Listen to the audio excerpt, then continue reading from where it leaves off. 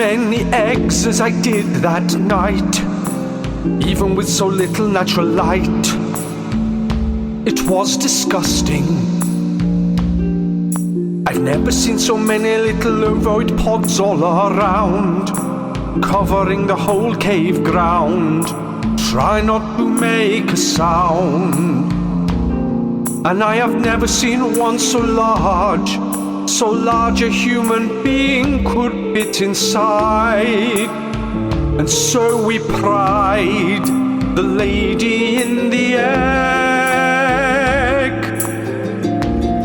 is barely alive. No, she's not. She's dressed in a way we've seen once today. So we clearly say we'll take her back to occur in the entrance. She's still nearly dead. The lady in the egg.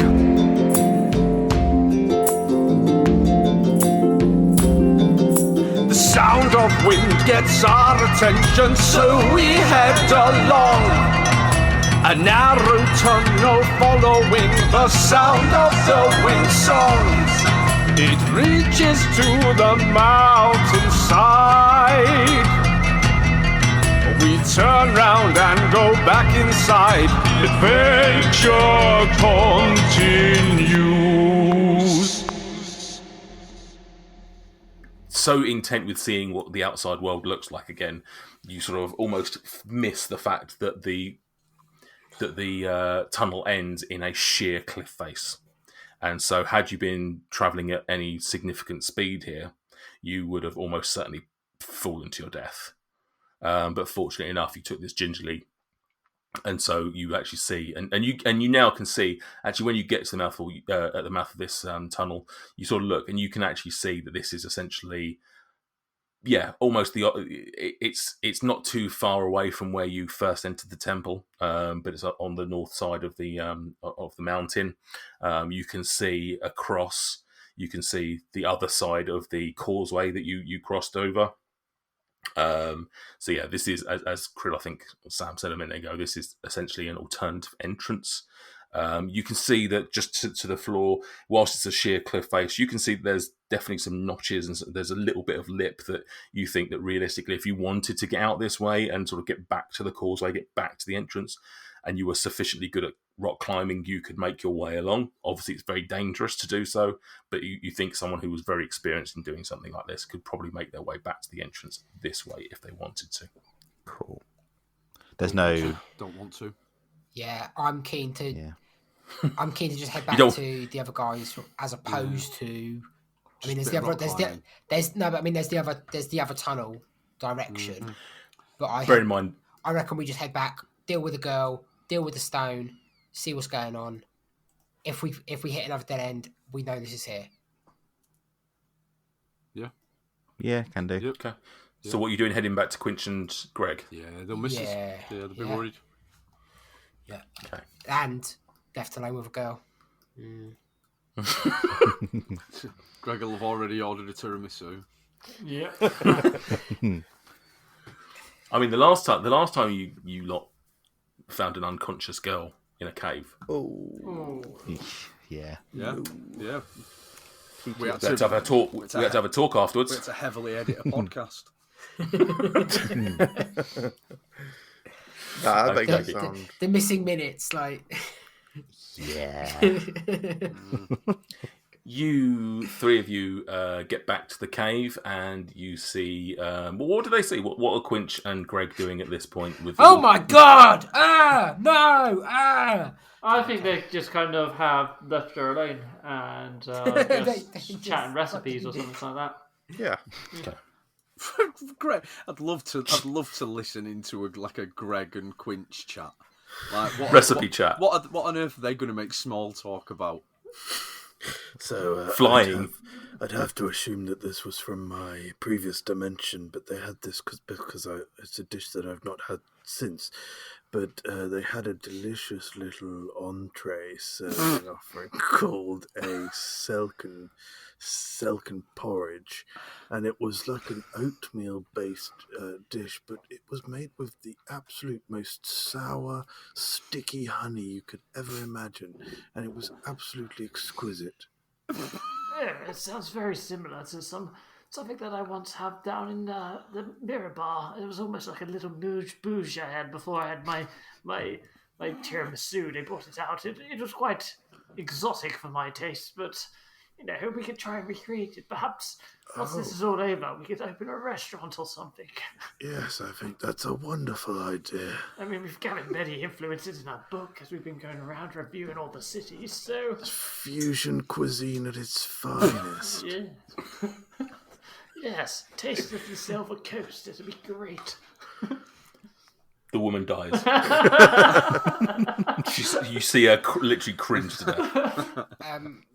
Yeah. I'll offer to carry her if anyone else. Yeah, I don't know. Okay. Makes the most sense. All right. Yeah, someone needs to carry her. We'd rather not drag her. Krill stops dragging her. How are you carrying? You underarm, over shoulder? Like a bag of potatoes. Yeah, we do over the shoulder. Over one shoulder like a fireman's carry, or over both shoulders like you're going to give her a Samoan drop. To be fair, I don't think the shoulders is actually a good idea, given I've got spiky shoulder powdrum things, what they're called. She bleeds out. And underarm like a carpet. Okay.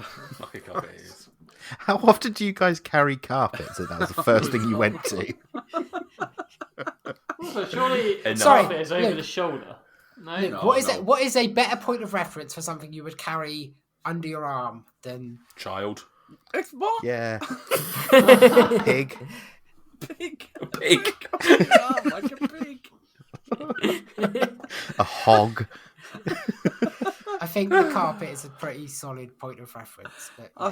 I think carrying carpets is that when you see the really the proper muscle men and they're walking around like they're carrying Famously carry carpets. Like they're carrying two invisible carpets because they can't get their arms close to the body. They can't fit through any doors. They have to go through sideways. Carrying invisible carpets. Yeah. Best part of this is there's 5 of you, and you just, you could have made this a lot easier and a lot less awkward, but you're just letting Krill just sort of like balance on over, under, just doing all this thing, trying to juggle it to see what fits best. Yep. Okay. We put her in the bag of holding. No. It's where she still feels comfortable. Just leave her at like just the top of her, just poking out. Okay. You get this awkward grasp on her, protecting her from the spiky shoulder pads. And what's the plan then? Are you trying to head back out of these tunnels? Is that the plan? Yeah, I think so. Yeah, back the way. Okay. Yeah, back the way we came. Did you tell us what you found the other side? You've just returned to us. Wind. Oh, cool. The outside world. Yes. That's funny. There's been a bit of wind around here as well. Smells of eggs and honey. Okay, you make your way back down these tunnels, and you eventually get to the bodies of 4 large ice spiders, all in various states of destruction, decapitation, guts everywhere, and getting past them, you recall that this was too far, Greg. Back, Greg. I can't even tell you where we were going. There we go. Stop there. Okay. And you realise that this was where you had your fight with the spiders, and you know that from here was essentially to get out. It would be a left turn at this sort of T-junction. Yeah. So you carry on through these, and eventually you find yourself back in the dormitory, if you will. So you can I'll just move you out. I could probably just grab you and move you, which would be a much easier task than you doing it inch by inch. Little by little. There we go. So you find yourself back out into this dormitory. Doubletree? dormitory. Is it Dormitory? Doubletree? I thought it was a Hilton. We've got up in the world. No, not a Doubletree. Yeah, and you find yourself back out here. The first thing you notice is no Harshnag. Where's he gone? I mean, he wouldn't have just sat down and waited for us, would he? So No. it's not. Yeah, it's fine. Not alarming It'll at all. be It's fine. fine. It's interesting that when you moved us onto this map, Nate, you put Dweezil and Gregomel in spaces next to each other, which is very apt because he is my space homie, Mike Smith. Nice. Very nice. Excellent. I just thought I'd put the healers together. Yeah. Master and Padawan. Yeah. So, so what do you want to do then? As I say, you get to this point. Potter on out. Let's go look for Harshnag. Yeah. Okie dokie. I think we should show the dice that we've got. Where do you want to go back? Basically, just okay. So you walk back out into the corridor of this of these dorm rooms, being careful not to go anywhere near any traps that might set off any boulders that potentially do significant damage to you. But there's one down the end of this corridor, so not near there. Yeah, exactly. That's exactly what you don't want to do. You head back southwards towards at least where you know the doors are to this. Nice. You get down towards you get to the south of this corridor, and you find the doors again where you expect them to see them. They don't move their doors. You do have these stairways that either side of you lead up to who knows what, and you also have the giant doors. You going through the doors? You still have you still haven't seen Harshnag anywhere. Yeah, I think back through the doors where we came from. Okie dokie. If you want to move yourself into the next room, then. Oh, here it is. Yeah. As you enter the original room, the temple room where you found all of these large statues, you find Harshnag, and he is stood near the archway, and he is sort of just pensively just looking at it. Just sort of like you can see him sort of looking up at the runes and around and sort of down again, and just not touching it or anything like that. He's learnt from Krill's mistake, but he's very much just eyeing it up. Harshnag. Yes, Quinch. Hello, we've returned. It is good to see you, Quinch. What did you find? It is good to see you too. We've found a woman. Oh, very nice. Well, maybe some. No, I don't. know. She's unconscious. She's been perhaps attacked or subdued by ice spiders, and we think she belonged to the group. The group of the dragon scale people. I think Urka was it. Yes, the people we fought in the entranceway. And he walks over to you. He can see that Krill is carrying this woman, and he thuds over to you, and he looks sort of like hunches down and looks at this passenger, and he says, "Yes, she looks very similarly dressed to the others. What did you do to her? She seems badly damaged." It wasn't us. We found her unconscious and in an egg in an ice spider's cavern. Oh no, that does not sound like a good way to go. There are good deaths and there are bad deaths. That does not sound like a good death. Yes, it's not a place I'll forget anytime soon. Is she alive though? Yes, we've tried to stabilize her as best we can. We thought we'd better bring her into a friendlier surrounding before we attempt to wake her. But within her person, or possibly just in the egg, we found this spherical, multifaceted, almost pearlescent, orb-like spherical globe, and we've pondered that it could possibly fit into the hands of the Allfather. Where is it? Also known as Anam. Good memory, Grinch. Anam is the Allfather, one true God. But where is it? I see the woman. I do not see this object you are talking of. Let me just call Dweezil over, because I'm sure he'll be happy to hear my words as soon as they leave my mouth.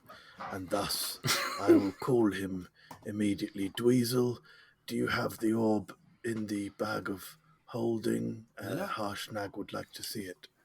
I do have it. I mean, does he have to see it now? Do you have to... It is up to you if you do not wish for me to see it now. I can wait. Can you wait? I can. It's not a problem. I can show it to you now. It's just that getting things out of the bag of holding is quite challenging. Should we drop the girl off first?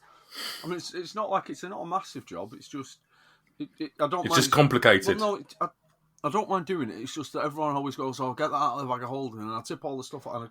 I tip all the stuff out, and then no one helps me put it all back in again afterwards. Well, hang on. To be fair, if you tipped it out, you made the mess, so you should tidy it up. Does Harshnag know that we're rocking around with 2 giants' heads? Because he's going to see them if we empty it out. I think there's only one head in the box, isn't there? I think he would do, because you took one on your journeys. Stone giant that we killed with Harshnag. And I would imagine at some point you would have had that conversation. Yeah. I mean, Harshnag has killed giants with you and before you, so he's not necessarily against you killing giants. Okay. Yeah, but there's things killing and collecting. Trophies. It's in a sack full of sand. It's full of salt inside the bag of holding. Anyway. It's pickled now, essentially. It's preserved. Yeah, cured. It's it's giant head jerky, essentially. Do you want to deal with that while we go drop the girl off and come back? Who are you talking to? Dweezil. That sounds like I'm being punished, or like you stay here and do this. Do you stay here and do this admin while we go and do a bit of adventure? Have the fun bit of dropping off the near dead girl.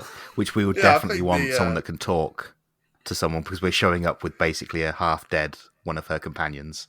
This is the weirdest would you rather questions I've ever heard. Would you rather drop off a half-dead girl, or would you rather tip out a bag of salt and 2 dead giant heads? I would argue that we need Dweezil with us for tactical reasons. Yeah, because if we just show up with one of her battered friends, having just killed all her other friends, I think we need Dweezil's silver tongue. Yeah. You could just pop her down if your arms are getting sore, if that's what this is about. It's not that. I don't want to pop the big ball in the guy's hand. The door opens, and then we're all really excited to go through. I don't think we'll put it in yet. I think Harshnag just wants to see it. No, but that's sort of the natural sort of series of events that will follow. And then I'll be really excited to go through the door, and then I can't go through the door because I've got this girl to deal with. So I think if we resolve that side quest first, we can come back, open the door, and continue our adventure. I like this big plan instead of just showing a slight bit of restraint. Like, this whole elaborate plan's much better than just, we don't have to go through the portal straight away. Krill does not understand delayed gratification. And as such, I feel we should resolve the girl first. Well, it's up to you. You either all go, or you split up, and some of you do some, and some do other. Right, it's not going to take me very long to just show Tip out a bag. Harshnag the thing. Right, in fact, how big are Harshnag's hands? Quite big. Because giant, probably. Because if I tip the stuff out into his hands, he can kind of cradle it there, rather than okay. Pour it back in with his hands. And then he can help me pour stuff back in. So I'm going to empty the bag of holding carefully, because you're doing that. 2 rapiers in it as well. And a short sword. So you're doing that. Is Krill sticking around for this, or is Krill delivering the body? It's been heavily suggested that I should just wait. It's up to you. How often does Krill do what he should be suggested to do? Everyone's capable of change, Nate. Okay, fine. Everyone sticks around. You suggest this plan to Harshnag. This is my character growth. Right. This is 2025, Krill. You suggest this plan to Harshnag, and he agrees. He says, It is a good plan. It would make it easier to put things back in the bag, I suspect. he offers out his hand, and it's a very large hand. You start pouring, and it just takes. It doesn't all come out at once. It just you just suddenly see this trickle of salt, and then a couple of small items come out. And then this giant head falls out into his hand, which obviously is bigger than his hand. It sort of hits his hand and falls onto the floor. Then the second one almost comically does that. Second one, and it all carries on. Weird that the first thing that should have come out is obviously the orb itself, because that was the last thing. But anyway, all this happens. Is Quinch's vase that he snuck into the bag of holding ages ago? Is it still in one piece? It is only because of circumstances. You see, what I'm going to do is it comes out. And it hits the top of this pile of salt that is now sort of formed a mini mountain on this giant's hand. Nice. And I'm going to roll a sleight of hand to see whether Harshnag is able to sufficiently catch it from falling. He rolls okay. It sort of hits it, and then sort of it just sort of thunks, and then sort of very slowly, and everyone sort of takes a gasp of breath, a gasp of air as it sort of then topples over to one side. But then Harshnag gets his other hand underneath and just catches it. Nice. And offers his hand back out to Dweezil to take the vase if he wishes to take the vase.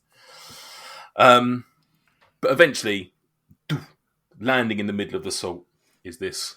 It's not an orb because it's not flat. It's not rounded, but this D8 18. And he sees it, and he sort of brings his hand up to his face, still all this salt in his hand, and rotates his hand, looking around, looking at this object. And then you see that with his other hand, he then goes and reaches into it, takes this thing, which to you guys is, like I say, a little bit bigger than a bowling ball. He takes it out of the salt, and as it touches his hand, you see that it starts growing.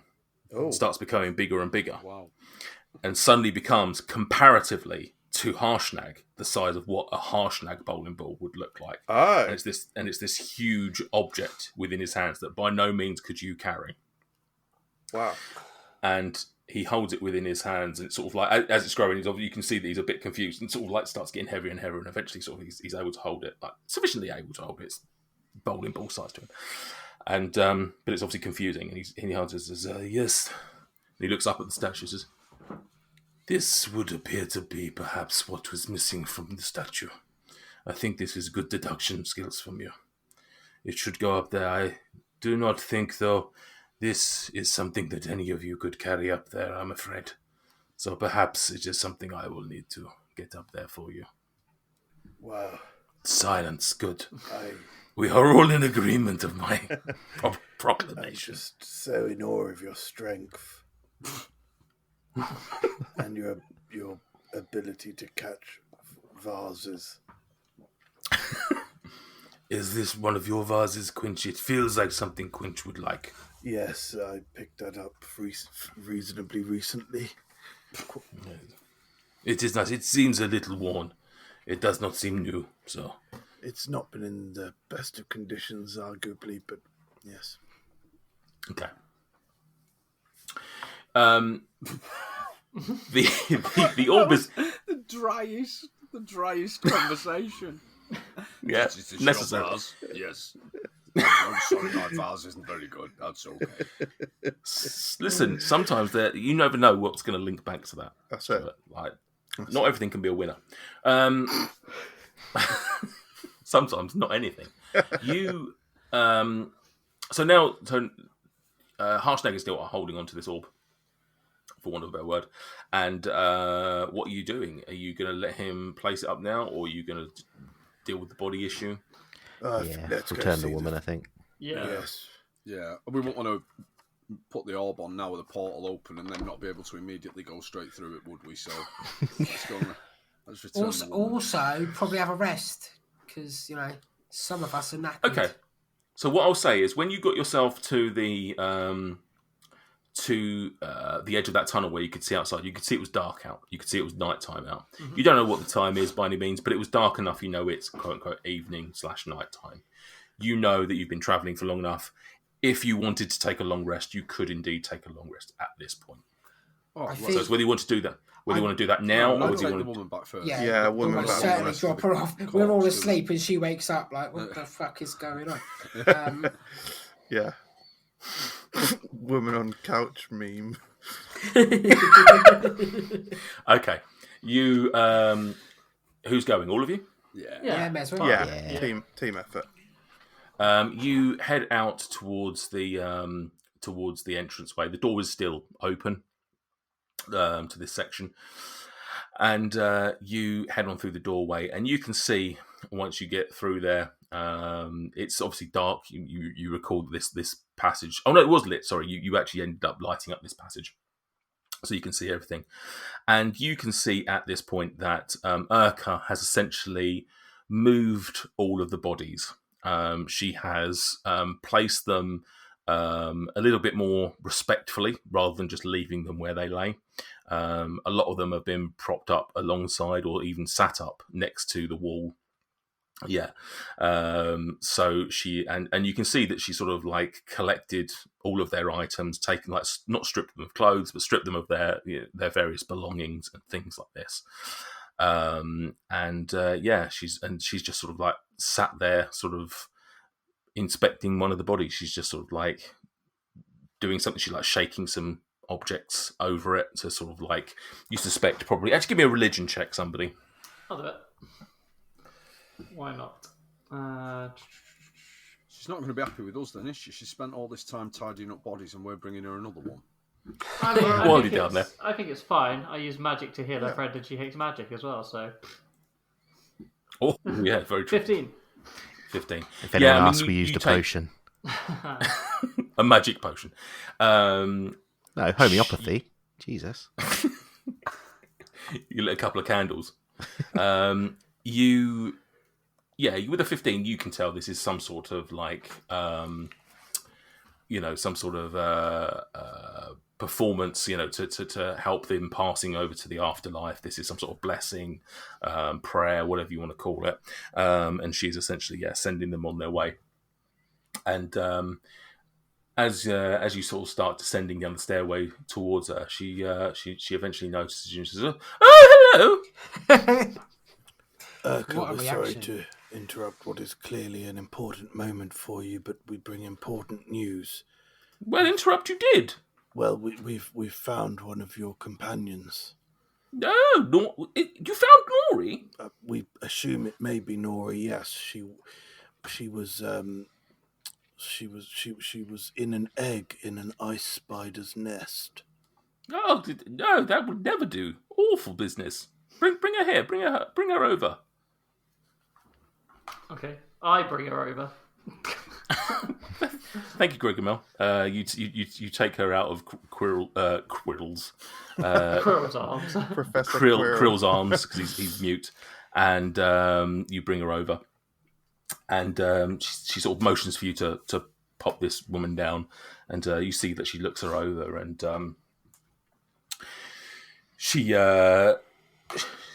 she's still breathing. She's alive. That's better than some of my compatriots here.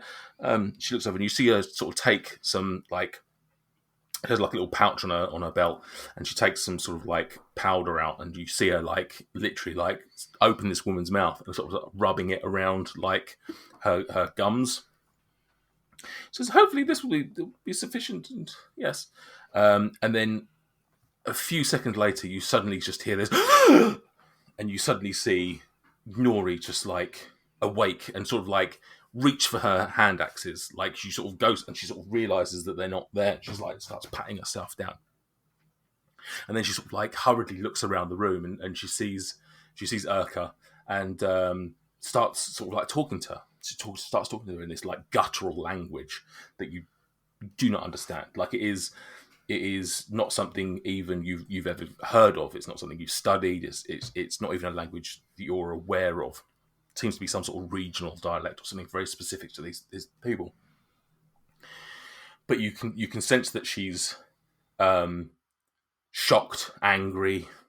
She's a lot of emotions going across her face, and you hear Urka speaking back to her, and they exchange this, and then all of a sudden, you see Nori realize that there's other bodies in the room, and she looks across and she sees the rest of them, and she's sort of like looking across their faces. Her eyes suddenly land on Wormbloods, and you see her. She's still sat on the floor at this point. You see her start crawling across, and she gets to Wormblood, and she stops. And you can see her just like solemnly sort of like bow her head to him. And you can see that she reaches for one of his hands, and she kisses his hand. And then she just sort of sits down on her haunches. Anyone remember who killed Wormblood? Don't remember specifically. It might have been Harshnag, to be fair. I'm not sure. Collectively. I think it's best if we blame the one that's not here. Urka sort of looks around to you and says, well, thank you for returning her to me. She's, as you can see, she's quite shaken, and clearly the news of her lover's death has affected her, but she seems okay. I see that she is badly damaged. I suspect this is from the egg that you were discussing. But thank you for returning her. This is most kind. We're nothing but kind. Us, we're always the heroic people around. Well, we try, I suppose. Yeah, I mean, you did murder most of the people I know, but Murder's a strong word. Didn't they attack us? Yeah. No, you're right. It is a matter of opinion and perspective. But they are dead, and you're alive. And so, if you wish to claim yourself as heroes, then that's absolutely fine. But yes, this thank you. It's if and when I am able to return to our camp, I go without our leader, but at least I am able to return Nori. It's some good news, if not the best. Yes. Okay. Is there anything else, or? Quinch just goes over and whispers, do we want to tell her about the potential of an exit that we found yet, or just sort of go about our business? I don't think she would be able to traverse the outside safely, and I think if we were to tell her about it, there's a chance that she might give it a go, and then I think for her own safety, we should probably just. Are we going to tell her that a spider may have laid eggs in her? Well, there's also the traps as well. However, the very small problem is that she's obviously seen us whispering now. She'll expect something, so I'm just going to give her... Not Quinch. Tell her, if you think she's pretty, just tell yourself, I am not going over to her a school child and say, my friend fancies you. Tell her about your porridge. That's not what... No. Urka, we've had a little chat, and I'd just like to give you a page from my favourite book. I can't. What is book? What is book? Book is it's like a source. Book is. It can be a source of learning and entertainment. It's scribes, the written word. No, yes. Magic. I just thought I'd give you a page from my favourite one. Okay, so you rip out a page from presumably The Dogs of Love, yeah. Yeah, Dogs of Love. You hand it over to her. She says, "Oh, wonderful!" And she starts eating it. I'm glad that people absorb books in different ways. And, that's a unique one, but I'm glad to see that you'll gain benefit from it, hopefully. That's why they call it Reader's Digest. Oh, Nice. Thank you.